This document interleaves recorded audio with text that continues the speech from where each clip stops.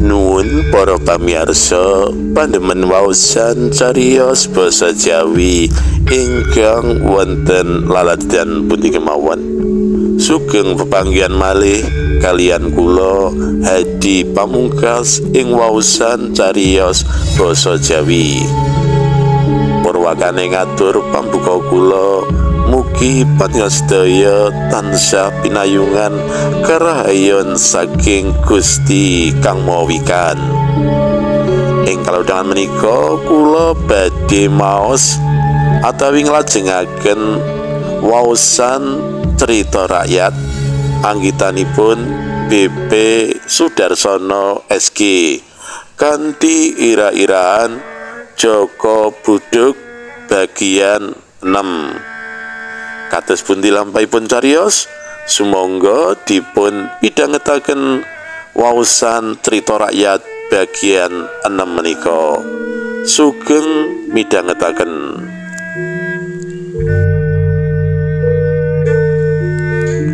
Mengkas mengkis ambekane Kebo Rejeng patih tuwa kuwi, napase kaya pedhot-pedhota gurunge garing, munggah gumuk kanthi nggendong Sekar Kedaton sing kantaka, sapolah tingkahe ing rasane kaya ana sing ngawasi, wis ora wani neka-neka utawa wicara ketus atos kumalungkung, mandeng manter marang arahe layon Joko Buduk.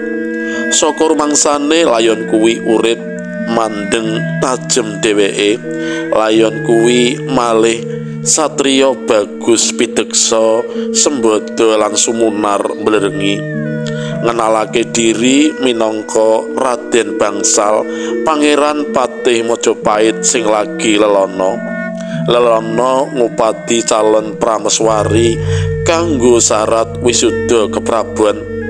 Keplantrang tumeka ing Powan wis nemokake calon jatu kramane, nanging kepeksa gagar wigar merga dipaeka lan diperjaya. Ratap keweden Patih Kebo Rejeng ora ngira yen kere Joko Buduk iku sabendere Pangeran Patih Majapahit putra Prabu Brawijaya, negara agung kang ngiket nyawijikake krajan-krajan ing Nuswantara, klebu krajan Powan iki. Ngelenggana kabeh dosane sing gedhe kuwi, Kebo Rejeng angkles gela wis tumindak grusa-grusu ngelancangi ratu. Kumawani merjaya putra Brawijaya, nangis ngguguk reriyengan gawe kagete Sekar Kedaton. Eling saka kantaka ndeleng ing ngarepe ana paraga Bagus Prawira nepungake asma Raden Bangsal putra Patih Brawijaya saka Pura Majapahit. Dheweke sing menang sayembara tirta sawur lan bakal didhawuhake karo Sekar Kedaton Powan. Raden Bangsal ngandharake yen Dyah Puspita iku jatu kramane, prameswarine saka donya tumekaning delahan Anuraga Joko Budung gandeng Dyah Puspita. Mesem ngujiwat Sang Retna mireng pangandikane Joko Buduk ya Raden Bangsal, tuwuh katresnane marang sang anyar katon kaya satriya sing diidamake.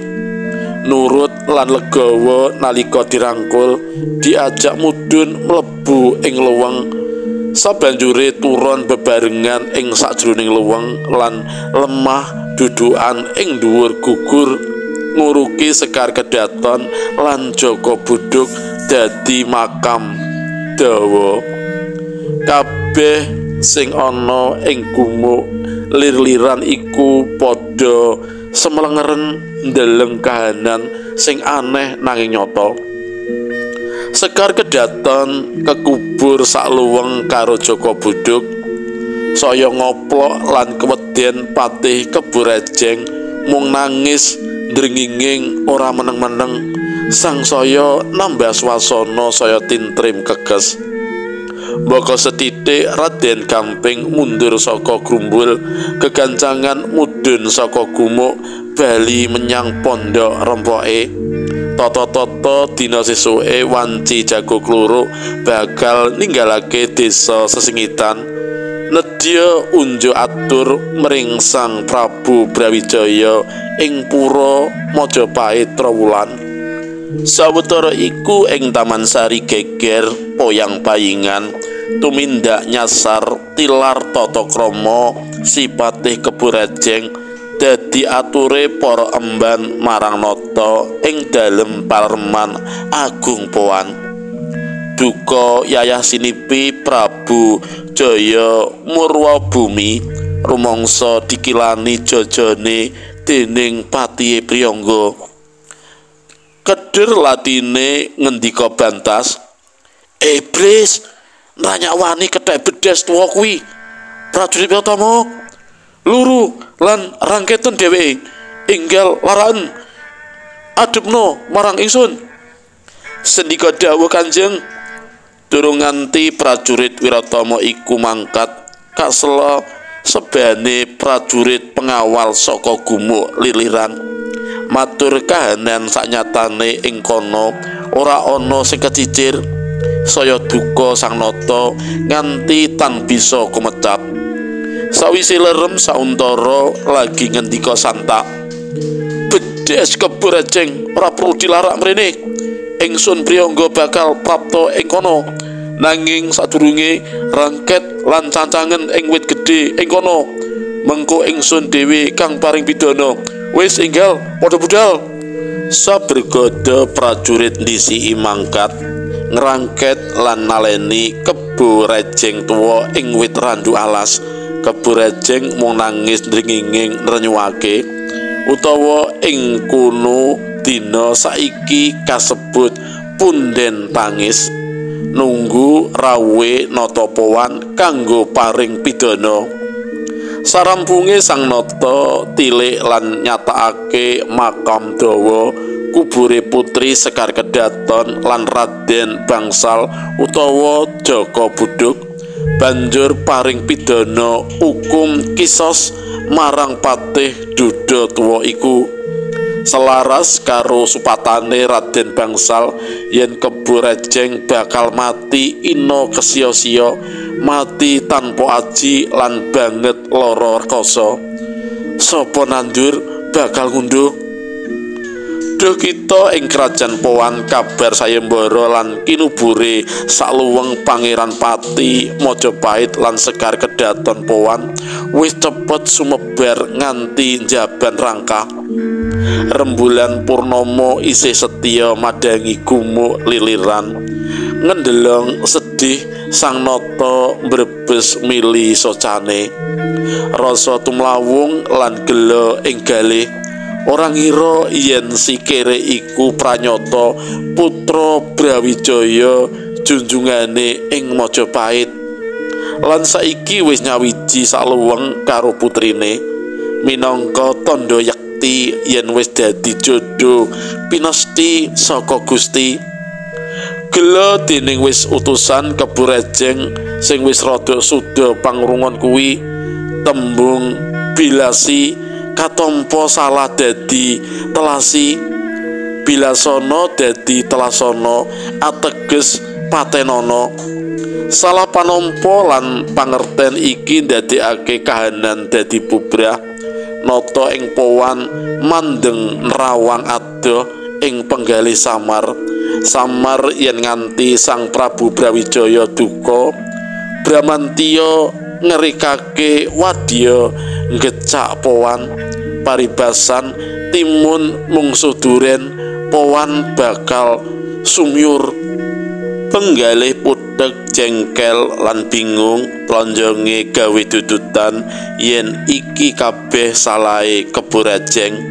Apa maneh tindak ngurang totone wani mbrandat Sekar Kedaton saka Taman Sari.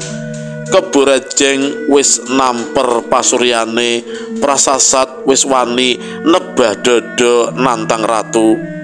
Jaja bang mawinga-winga ngendika, para prajurit, keburejeng sun ukum picis. Sadurunge congkelen mripate sing jelaratan kuwi rajam saradune awake. Kucurana banyu jeruk asem ing tilas tatu irisan. Keburejeng sadurunge mati kudu ngalami pasiksan lan nyandang rasa lara perih kang abot banget.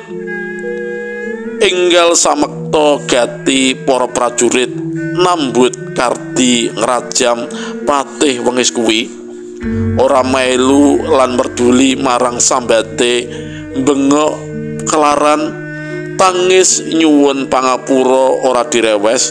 Keburejeng mati kasiya-siya lan ina ing sacedhake makam dawa.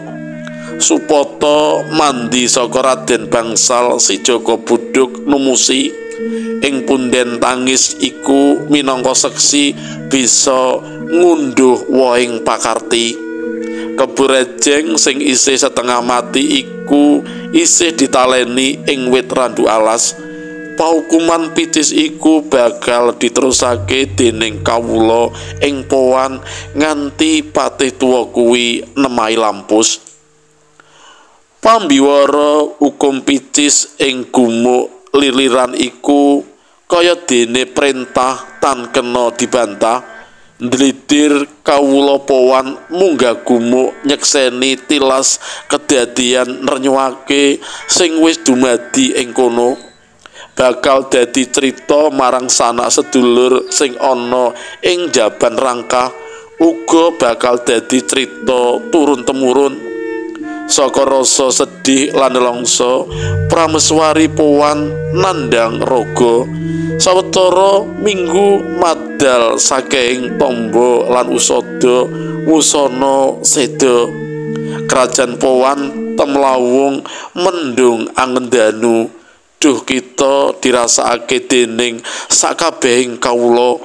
Puja-puji marang Dewata Agung, mugia kersa enggal ngrancut pacoban abot iku kang kerajaan powan bali reja tentrem kaya wingi uni. Ana candhake.